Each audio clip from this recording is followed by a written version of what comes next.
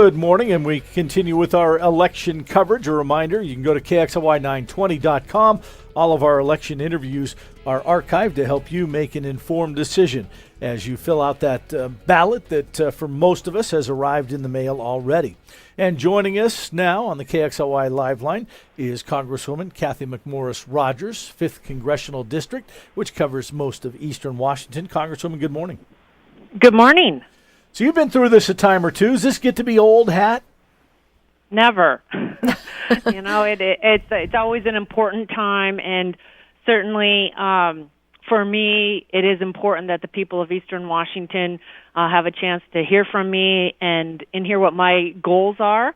It is my first and foremost goal to be an effective leader for Eastern Washington and to be a partner in moving issues and projects forward that are going to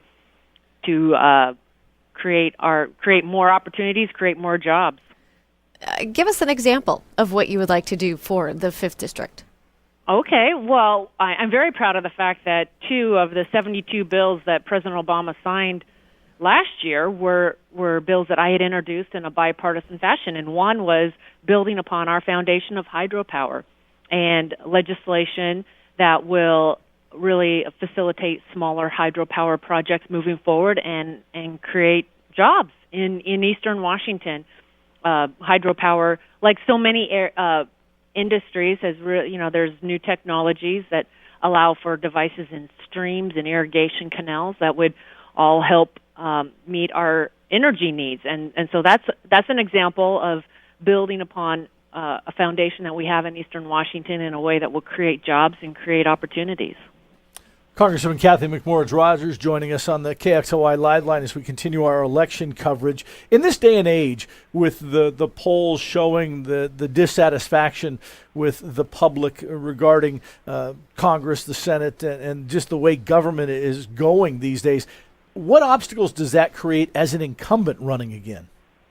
Well, I think it is very important that people know that people see me as having the priorities of Eastern Washington first and foremost, and that they see me not promoting just one party. And I don't believe one person or one party has all of the solutions, and that I am always looking to work with other people to get the job done. And that's where you've seen me working across the aisle on a whole host of issues, whether it is hydropower or those related disabilities or the Military Family Caucus, which I started with Sanford Bishop. He's a Democrat out of Georgia. But even in August, he was at Fairchild Air Force Base. We were holding a military family summit, and he had traveled across the country.